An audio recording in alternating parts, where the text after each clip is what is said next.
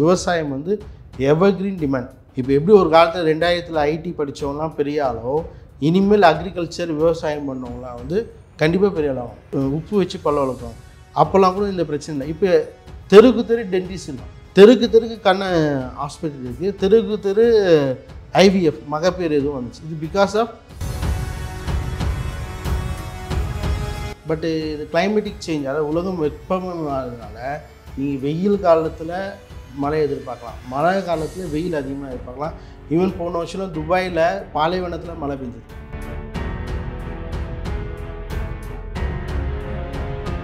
இழப்புகள் இதை எப்படி தடுக்கலாம் அப்படிங்கிறது தான்.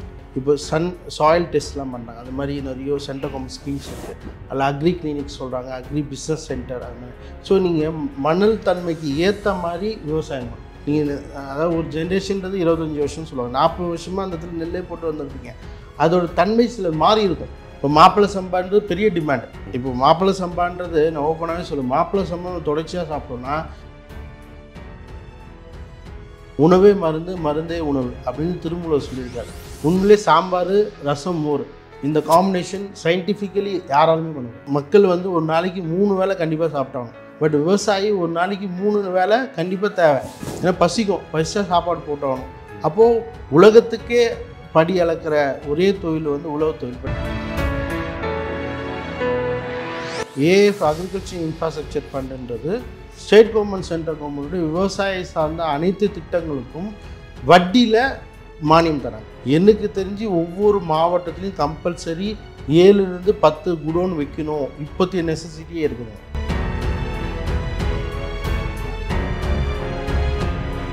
இப்போ முழுகி இருக்கும்ல, அதை கூட நம்ம கட் பண்ணி அது மாதிரி குடோன் இடத்துல ஸ்டாக் பண்ணி வைப்போம். அதை ட்ரையரை வச்சு கொஞ்சம் காய வச்சோம்னா நம்மளால் அதில் 100% லாஸுன்றதில் ஒரு 70% நம்மளால் சேவ் பண்ண முடியும். அப்போ நியூ நார்மல் லைஃப் வரும்போது விவசாயிங்களுக்கு மிகப்பெரிய விவசாயம் யாரெல்லாம் பண்ணுறாங்களோ, ஒரு காலத்தில் ரைஸ் மில் ஓனர் வந்து இப்போ எப்படி ஐஃபோன் ஒரு ஸ்டேட்டஸோ, அந்த காலத்தில் ரைஸ் மில் இருந்தால் நீங்கள் பெரிய ஆள், கல்யாணம் பண்ண இருந்தால் பெரிய ஆளுன்னுவாங்க. அது மாதிரி இந்த மாதிரி சேமிப்பு கிடங்குகள் விற்கிறது வந்து ஒரு ஸ்டேட்டஸாக மாறதுக்கான வாய்ப்புகள் இருக்குது.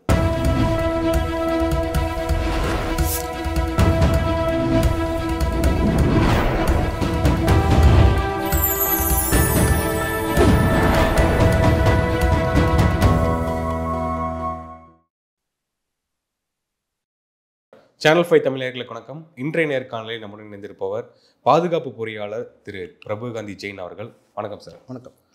இது ஒரு இன்ட்ரெஸ்டிங்கான ஒரு எபிசோடாக தான் இருக்க போகுது. எதற்காக அப்படின்னா முழுக்க விவசாயிகள் பற்றின ஒரு கேள்விகள் பதில்கள் இருக்கும்.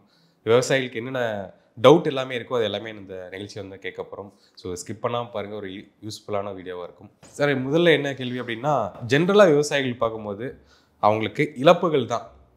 விவசாயம் இருந்தால் இவ்வளோ பிரச்சனைகள் வருது, வருமானம் இல்லை, நம்ம ஒரு ஸ்டார்ட் அப் கம்பெனி ஆரம்பிக்க முடியல, அது மாதிரி நிறைய விஷயங்கள் அவங்களுக்கு இருக்கும். முதல்ல வந்து இந்த இழப்புகள் தான். மழை வரும்னு நினச்சி அவங்க நடுவாங்க, மழை வராது, அப்போ வெயில் அடிக்கும் நினச்சி ஒரு நடுவாங்க, அப்போ வந்து மழை கொட்டும். இந்த பருவநிலை மாற்றங்கள், அதாவது கிளைமேட்டிக் சேஞ்சஸ் மாதிரி அப்போதைக்கு என்ன நடக்குமோ அது நடக்காமல் சில விஷயங்கள்லாம் நடக்கும். அந்த இழப்புகள்லாம் அவங்க எப்படி மீண்டு வரலாம், அந்த இழப்புகள் ஆகும்போது எப்படி தடுக்கலாம்? அதை உண்மையிலே விவசாயம் வந்து காலத்தில் அறுவடை செய்யணுவாங்க, ஓகேங்களா? அதே மாதிரி பெய்ய வேண்டிய மழை பெய்ய வேண்டிய நேரத்தில் பெய்யலைனாலும் அவங்க லாஸ் தான். ஈவன் 10 நாள் கழிச்சு தை 2ஆம் தேதி பெய்ய வேண்டிய மழை 20ஆம் தேதி பெய்ஞ்சாலே அவங்களுக்கு பெரிய லாஸ். அந்த மாதிரி நிறைய இருக்குது. ஈவன் இப்போ திருவள்ளூரில் கூட 4 நாளைக்கு முன்னாடி மழை பெஞ்சு, அந்த மழை மட்டும் ஒரு 5 நாள் கழிச்சு பெஞ்சால் அவங்க அறுவடை பண்ணிட்டு இருப்பாங்க. 97% இப்போ தை பொங்கலுக்கோசம் வெயிட் பண்ணியிருப்பாங்க. 3 நாள் முடிச்சோன்னு அறுவடை பண்ணலான்னு நினச்சிருப்பாங்க. அப்போ அப்போவே பண்ணியிருந்தா 90% of crops can be saved. But இது கிளைமேட்டிக் சேஞ்ச், அதாவது உலகம் வெப்பமயமாகிறதுனால நீங்கள் வெயில் காலத்தில் மழை எதிர்பார்க்கலாம், மழை காலத்தில் வெயில் அதிகமாக எதிர்பார்க்கலாம். ஈவன் போன வருஷம் துபாயில் பாலைவனத்தில் மழை பெஞ்சது. ஸோ இந்த மாதிரியான விஷயங்கள்லாம் இருக்குது. அப்போது எல்லா விதமான பேரிடர்களும் விவசாயிகள் கையாளுற நிலையில் வந்து இருக்காங்க.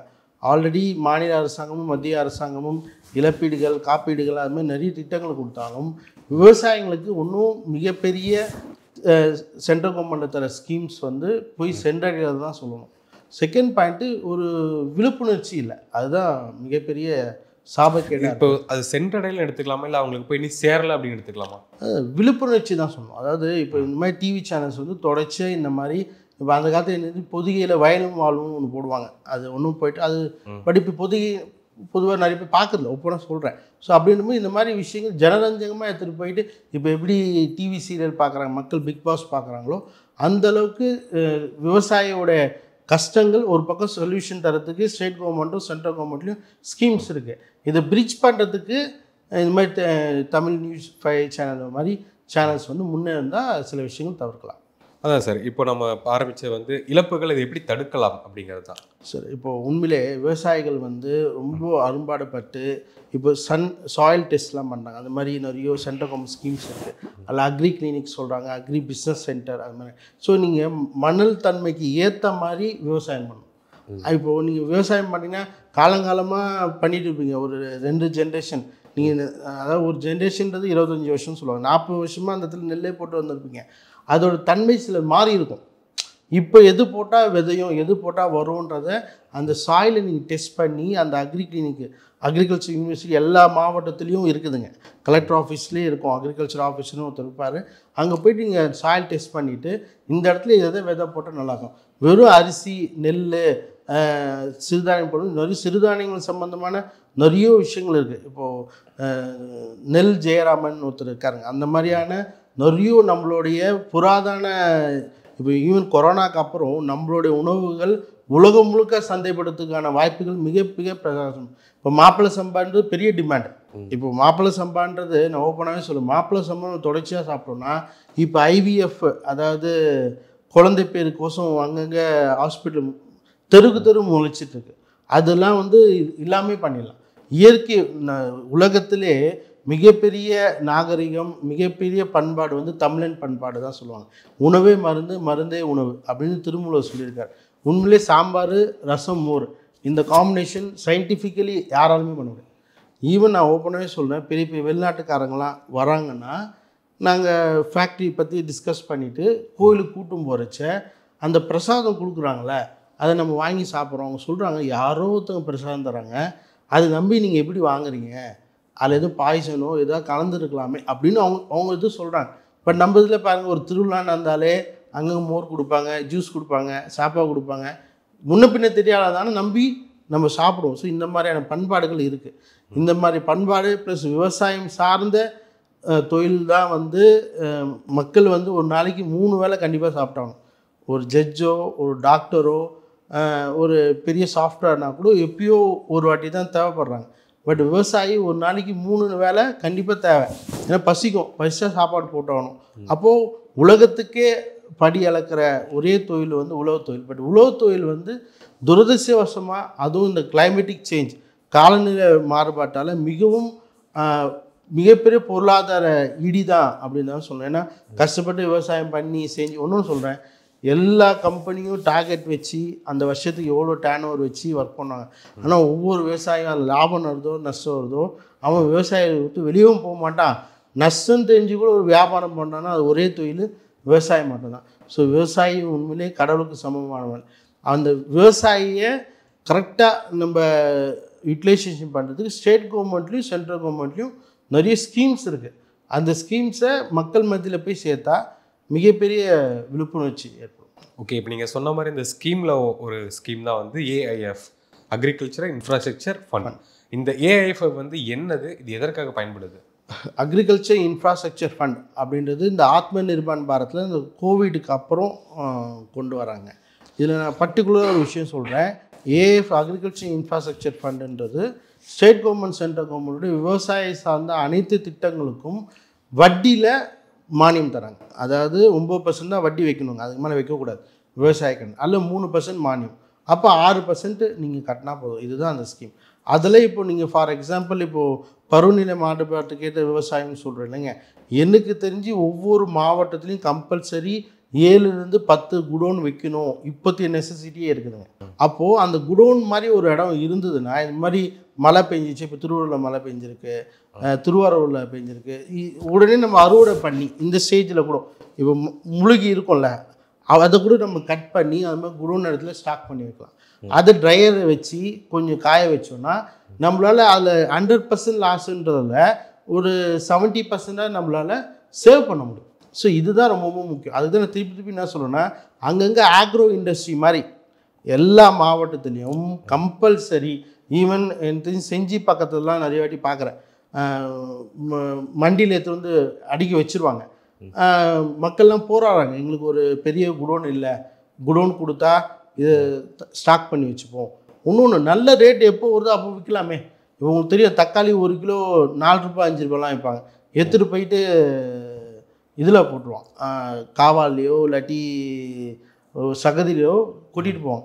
அப்போது நம்மக்கிட்ட இது மாதிரி ஒரு சேமிப்பு கிடங்கு இருந்ததுன்னா அதை சேமித்து வச்சோ இல்லாட்டி அதை கொஞ்சம் வேல்யூ ஆடட் பண்ணலாமே. ஒரு தக்காளி ஜூஸ் பண்ணலாம், இல்லாட்டி ஒரு சாஸ் பண்ணலாம். ஸோ அந்த மாதிரியான வேல்யூ ஆடட் விஷயங்கள் எல்லாமே பண்ணலாங்க. நான் உங்களுக்கு ஒன்று சொல்கிறேன், விவசாயியோட பொற்காலம் இனிமேல் ஆரம்பிக்குது. அதாவது 2030க்கு அப்புறம் நியூ நார்மல் லைஃப் அப்படின்னு சொல்கிறாங்க. இனிமேல் சென்னையில் ஏசி இல்லாத வீடே இருக்காது, அந்தளவுக்கு கொளுத்த போகுது வெயில். ஓகேங்களா? அது மாதிரி ஏசி இல்லைன்னா வீட்டில் இருக்க முடியாது, அந்த மாதிரி ஆக போகுது. அப்போ நியூ நார்மல் லைஃப் இன்னும் வரும்போது விவசாயிங்களுக்கு மிகப்பெரிய விவசாயி யாரெல்லாம் பண்ணுறாங்களோ, ஒரு காலத்தில் ரைஸ் மில் ஓனர் வந்து இப்போ எப்படி ஐஃபோன் ஒரு ஸ்டேட்டஸோ, அந்த காலத்தில் ரைஸ் மில் இருந்தால் நீங்கள் பெரிய ஆள், கல்யாணம் இருந்தால் பெரிய ஆளுன்னுவாங்க. அது மாதிரி இந்த மாதிரி சேமிப்பு கிடங்குகள் விற்கிறது வந்து ஒரு ஸ்டேட்டஸாக மாறதுக்கான வாய்ப்புகள் இருக்குது. ஓகே, அதோட இன்னொரு ஸ்கீம் வந்து AMI, அக்ரிகல்ச்சர் மார்க்கெட்டிங் இன்ஃப்ராஸ்ட்ரக்சர். அது என்ன விஷயம் சார்? இல்லை, கரெக்டான கேள்வி கேட்டிருக்கீங்க. அக்ரிகல்ச்சர் மார்க்கெட்டிங் இன்ஃப்ராஸ்ட்ரக்சரையும் இந்த ஏஏஎஃப்பையும் ஒருங்கிணைந்து நம்ம மக்களுக்கு கொடுக்குறச்ச விவசாயிகளுக்கும் பெரிய பெரிய ரைஸ் மில் முதலாளிகளுக்கும் மிகப்பெரிய அதாவது சாதகங்கள் அமையும். ஒன்று என்ன சொல்லுவாங்க, விவசாயி கணக்கு போட்டால் எதுவுமே மிஞ்சாதுன்ற மாதிரி சொல்லுவாங்களா. அது மாதிரி இது விவசாயிக்கு உண்டான திட்டம். இந்த ஏஎஃப் ஏஎம்எல்ல கிட்டத்தட்ட இந்த மார்ச் எண்டுக்குள்ளே 2400 கோடி டிஸ்போஸ் பண்ணணுன்ற மாதிரிலாம் இருக்குது. தமிழ்நாட்டுக்கு மொத்தம் 5500 கோடி ஒதுக்கியிருக்காங்க. அடுத்த 2026 வரைக்கும் இந்த ஸ்கீம்ஸ் இருக்குது. அதுமாதிரி இந்த ஸ்கீம்ஸோட ஃபண்டிங் எல்லாமே சென்ட்ரல் கவர்மெண்ட்லேருந்து டைரெக்டாக பெனிஃபிஷியரோடைய மிரர் அக்கௌண்ட்டுக்கு வந்துடும். ஸோ எல்லாமே ஆட்டோமேட்டிக் தாங்க. இப்போ ஒரு ஸ்கீம் அப்ளை பண்ணால் ஆன்லைனில் உங்களுக்கே தெரியும், நபார்ட் பேங்க் மூலிமா அந்த அக்ரிகல்ச்சர் மார்க்கெட்டிங் இன்ஃப்ராஸ்ட்ரக்சர் 25% 23% வரைக்கும் கேபிட்டல் சப்சிடி தராங்க. இதுதான் ரொம்ப முக்கியம். நீங்கள் ஒரு குடோன் 10,000 ஸ்கொயர் ஃபீட்டில் கட்டுறீங்க, 10,000 ஸ்கொயர் ஃபீட் குடோனுன்னா 10,000 ஸ்கொயர் ஃபீட் குடோனுக்கு உங்களுக்கு 25% 33% கேபிட்டல் சப்சிடியும் வந்துடும், இந்த வட்டி மானியமும் வந்துடும். ஸோ ஒரு பக்கத்தில் உங்களுக்கு மூலதன மானியமும் வருது, இன்னொரு பக்கத்தில் வட்டி மானியமும் சேர்ந்து கொடுக்குறச்ச அந்த வங்கிக்கும் லாபங்கள் வரும். மெயினாக விவசாயிக்கும் அவனுடைய பொருளை சந்தைப்படுத்துறதுக்கும் மதிப்பு கூட்டு பண்ணுறதுக்கும் மிகப்பெரிய வாய்ப்புகள் வர்றதுக்கு ஏராளம். ஓகே, இப்போ விவசாயிகள் வந்து அவங்களுடைய பெரிய இழப்பை என்ன நினைக்கிறாங்கன்னா, நாங்கள் விளைவிக்கிற பொருட்களை வந்து சரியாக சந்தைப்படுத்த முடியல, அது சரியான விலைக்கு போகுதா இல்லையா அப்படிங்கிற விஷயம் தான். அதுக்கு வந்து சென்ட்ரல் கவர்மெண்ட்ல இந்த ஸ்கீம்ஸ்லாம் இருக்கா? இப்போது விவசாயி வந்து அவன் பொருளை வந்து ரேட் ஃபிக்ஸ் பண்ண முடியல, அதுதான் இப்போ பெரிய இதுவே. அதுக்கு கவர்மெண்ட் கொடுக்கும். ஏன்னா உணவு வந்து கமாடிட்டி, பேசிக் கமாடிட்டியில் கொண்டு வந்ததுனால அவன் ரேட்டு ஃபிக்ஸ் பண்ண முடியல. ஃபார் எக்ஸாம்பிள் இந்த ஷர்ட்டு கூட 500 இருக்கலாம், ஆனால் அவன் 1000 போடலாம், அவன் ஃபிக்ஸ் பண்ணலாம், அவன் டேக்லைன் பண்ணலாம், அதுக்கு கைட்லைன்லாம் இல்லை. ஒரே ஷர்ட்டு ஒரே மாடல் 7 சொல்ல 300 சொல்லுவான், லைஃப் ஸ்டைலில் 1000 சொல்லுவான், போத்தீஸில் 2000 கூட சொல்லலாம், ஒரே ஷர்ட்டு தான். ஆனால் அது மாதிரி நடக்காது. ஃபுட்டில் வந்து நீங்கள் அரிசி இவ்வளோன்னு சொன்னீங்க, இவ்வளோ தான் இருக்கும். ஒரு பொன்னி ரைஸ் மூட்டை எவ்வளோ மினிமம் 900 சொன்னால் அங்கே 950 சொல்லுவோம், 1000 சொல்லுவோம், 2000 சொல்ல முடியாது. இதுதான் மினிமம் சப்போர்ட் ப்ரைஸுன்றதை மிகப்பெரிய லெவலில் எடுத்துகிட்டு போகிறாங்க. பட் எனக்கு தெரிஞ்சு விவசாயிகள் சென்ட்ரல் கவர்மெண்ட்டில் இருக்கிற ஸ்கீம்ஸை இன்னும் கொஞ்சம் பெரிய லெவலில் தெரிஞ்சுக்கிட்டு இந்த மாதிரி அங்கங்கே குடோன்கள் கட்டி விட்டா, இப்போது எல்லா ரைஸ் மில் ஓனருக்கும் குடோன் தேவைப்படும். ஒன்றும் புரிஞ்சுங்க, பழைய அரிசிக்கு உண்டான வெயிட்டேஜ் வேறு. 4 வருஷம் 5 வருஷத்துக்கு முந்தைய அறுவடை பண்ண நெல் மூட்டை இப்போ டிமாண்ட், எப்பவுமே டிமாண்ட் இருக்கும். அதே மாதிரி இப்போ மில்லட்டுன்னு சொல்கிறாங்க, சிறுதானியங்கள், அதில் வந்து மாப்பிள்ளை சம்பா, அப்புறமா கருப்பு கவுனி, இந்த மாதிரி விஷயங்கள். ஈவன் தேங்காய் இருக்குது பார்த்திங்கன்னா, அது இயற்கையாகவே பழுத்து கீழே விழுறதை வந்து இது பண்ணி கொடுத்தா 90 days கழிச்சு விற்றா செம்ம டிமாண்ட். ஸோ இதுக்கு எல்லாமே இன்ஃப்ராஸ்ட்ரக்சர் ஃபெசிலிட்டிஸ் இருந்தால் தான் நம்மளால் பண்ண முடியும். ஈவன் சொல்கிறேன், எல்லா இடத்துலையும் உள்ளவர் FPO சொல்கிறாங்க, ஃபார்மர் ப்ரொடியூசர் ஆர்கனைசேஷன். அந்த மாதிரி எல்லா விவசாயிகளும் ஒன்றா சேர்ந்து கூட ஒரு குடோன் கட்டுறதுக்கான வாய்ப்புகளும் மிகப்பெரிய கவர்மெண்ட் கொடுத்துருக்காங்க. ஒன்று சந்தைப்படுத்துறதுக்கு அப்படின்னு ஒரு பாயிண்ட் வரும்போது விவசாயிகள் எல்லாமே என்ன பண்ணாங்க, ஒரு வியாபாரியை நம்பி இருக்காங்க. அப்போ ஒரு விவசாயியே ஏன் வியாபாரி ஆகக்கூடாது? ஒரு விவசாயி நினச்சாங்கன்னா, இப்போ ஃபார் எக்ஸாம்பிள் டெல்லியில் இங்கேருந்து ஒரு 10 டன்னு தக்காளி அனுப்பணும்னா ஈவன் சென்ட்ரல் கவர்மெண்ட் ரயிலே வந்து விவசாய ரயில்னு விடுதுங்க. நீங்கள் ஒரு லாரியை வச்சு இங்கே அனுப்பணும் அவசியம் இல்லை, நீங்கள் ட்ரெயின்லேயே அனுப்பலாம். அந்த குட்ஸ் வண்டி இருக்குது பார்த்தீங்களா, அதுலேயே அனுப்பலாம். அதுக்கான ஃபெசிலிட்டிஸ் இருக்குது. இதெல்லாம் நம்ம யூஸ் பண்ணணும், அதான் முக்கியம். அதேமாதிரி ONDCன்னு ஒரு ஆப் இருக்குங்க, online network for digital commerce அப்படின்னு ஒரு ஆப் இருக்குது. ஆன்லைன் நெட்வொர்க் ஃபார் டிஜிட்டல் காமர்ஸை கரெக்டாக யூஸ் பண்ணால் நம்ம எப்படி ஃப்ளிப்கார்ட் அமேசான் இருக்குது பார்த்தீங்களா, இப்போ ஜெப்டோ அமேசான் அது மாதிரிலாம் இருக்குல்ல, அந்த மாதிரி விஷயத்தில் பெரிய லெவலில் எடுத்துகிட்டு போகலாம். நான் ஒன்று நான் என்ன திங்க் பண்ணேன்னா, 3 வருஷத்துக்கு முன்னாடி ஆரம்பித்தாங்க ஜெப்டோ. இப்போ ஜெப்டோ வந்து 20,000 கோடி பரிவர்த்தனை பண்ணுற மிகப்பெரிய கம்பெனியாக உருவாகிருக்கு. ஸ்விக்கி பெரிய லெவலில் உருவாக்கியிருக்காங்க, ஜொமேட்டோ உருவாக்குறான். அப்போ ஸ்விக்கி ஜொமேட்டோலாம் வந்து பேஸ் வந்து விவசாயி தான், பட் விவசாய லைஃப் ஸ்டைல் ஒன்றும் மாறாமல் இருக்குது. அப்போ இது மாதிரி பெருநிறுவனங்களும் யோசிக்கணும், ஸ்விக்கி ஜொமேட்டோவை வந்து விவசாயிகளை எப்படி காப்பாற்றலாம், தத்தெடுக்கலாம். அந்த கம்பெனிஸே வந்து ஒரு இடத்துல வந்து எப்படி குரூப் ஃபார்மிங் பண்ணலாம், எல்லாம் எப்படி ஒன்றா சேர்ந்து பண்ணலான்ற மாதிரிலாம் எடுத்துகிட்டு போனால் மக்கள் விவசாயிக்கு பெரிய லெவல் புரட்சிகள் ஏற்படும். இன்னும் திருப்பி என்ன சொல்லணும்னா, விவசாயி வந்து விவசாயம் வந்து எவர்கிரீன் டிமாண்ட். இப்போ எப்படி ஒரு காலத்தில் 2000 ஐடி படித்தவங்களாம் பெரிய ஆளோ, இனிமேல் அக்ரிகல்ச்சர் விவசாயம் பண்ணவங்களாம் வந்து கண்டிப்பாக பெரிய ஆளாகும். ஏன்னா அதுக்கான டிமாண்ட் வந்து ரொம்ப உலகளவே சந்தை இருக்குது. இப்போ உங்கள் ப்ராடக்டை நீங்கள் தமிழ்நாட்டுக்குள்ளே விற்கணும்னு அவசியம் இல்லை, இந்தியாவுக்குள்ளே விற்கணும்னு அவசியம் இல்லை, உலக லெவலில் எங்கேயோ போய் எடுத்துகிட்டு போகலாம். இப்போ கனடாவில் சத்து மாவு இருக்குல்ல, இப்போ கூட எனக்கு தெரிஞ்சு 14 டன் டிமாண்ட் இருக்குது கனடாவில். இப்போ இந்த ரசப்பொடி இருக்குது பார்த்தீங்களா, அவ்வளோ பெரிய டிமாண்ட் இருக்குது யூஎஸில், அது நீங்கள் விற்கலாம். ஈவன் முருங்கை பொடி இருக்குல்ல, முருங்கைன்ற தமிழ் வார்த்தை, முருங்கான்றது அவங்க டெஃபினேஷன் பொட்டலுக்கு நேம், அதில் எடுத்துகிட்டு போனால் அப்படி ஒரு டிமாண்ட் இருக்குது உலக லெவலில். முருங்கை வந்து அவ்வளோ நல்லதுங்க. முடவாட்டு கிழங்குன்னு சொல்லுவாங்க. முடவாட்டு கிழங்கு நீங்கள் சூப்பு போட்டு குடிச்சிங்கன்னா உங்களுக்கு போன்ஸ் ஜாயின்ஸ் ப்ராப்ளமே போயிடும். இதெல்லாம் வந்து மிகப்பெரிய வரப்பிரசாதம் நமக்கு அமைஞ்சது. பட்டு நான் அதை திருப்பி ஒன்று சொல்கிறேன்ல, நம்மளுடைய பழக்க வழக்கங்கள் வந்து இப்போது அந்த காலத்தில் வேப்பங்குச்சி வச்சு வச்சு யாருமே கண்ணாடி யூஸ் பண்ணல, உங்களுக்கு தெரியாது ஒன்றும் இல்லை, ஓகேங்களா. உப்பு வச்சு பல்ல வளர்க்குவாங்க, அப்போல்லாம் கூட இந்த பிரச்சனை இல்லை. இப்போ தெருக்கு டென்டிஸ்ட் இருக்கான், தெருக்கு கண்ண ஹாஸ்பிட்டல் இருக்குது, தெரு IVF மகப்பேறு எதுவும் வந்துச்சு. இது பிகாஸ் ஆஃப் ஒரு முறையற்ற ஒரு வரன்முறை இல்லாத இந்த ஃபாஸ்ட் ஃபுட் கல்ச்சர்ஸ், இந்த மாதிரியான விஷயங்களால் உருவானது. ஸோ இயற்கையான உணவு, ஆரோக்கியமான உணவுக்கு எப்போவுமே ஒரு பெரிய டிமாண்ட் இருக்குது. இப்போ கொரோனாக்கு அப்புறம் மக்கள் இந்த விஷயத்த நிறைய பேர் காலைல கேப்பங்குச்சி குடிக்க ஆரம்பிச்சிருக்காங்க. வேப்பங்குச்சிலாம் வந்து எனக்கு தெரிஞ்சு US, துபாய் சூப்பர் மார்க்கெட்லாம் விற்றுட்ருக்காங்க. ஈவன் தேங்காய் நார் இருக்குது பார்த்தீங்களா, நீங்கள் வந்து ஸ்க்ரப்பு வச்சு நம்ம பெருமையாக நினச்சி தேங்காய் நார் வச்சு பண்ணால் உங்கள் கையில் ஃபங்கஸ்லாம் வராதுங்க. அதுமாதிரி இயற்கையான விஷயங்கள் நிறைய இருக்குது. பட் விவசாயிகள் எல்லாமே அவங்க பொருளை அதோடு நிற்காமல் ஒரு வேல்யூ ஆடடாக பண்ணி சந்தைப்படுத்தினா அவங்க விவசாயம் பெரிய லெவலில் வரும். விவசாயிகள் வந்து இப்போ ஒரு ஸ்டார்ட் அப் பிஸ்னஸ் மாதிரி பண்ண ஆரம்பிக்கலாமா, அதில் லாபம் கிடைக்குமா?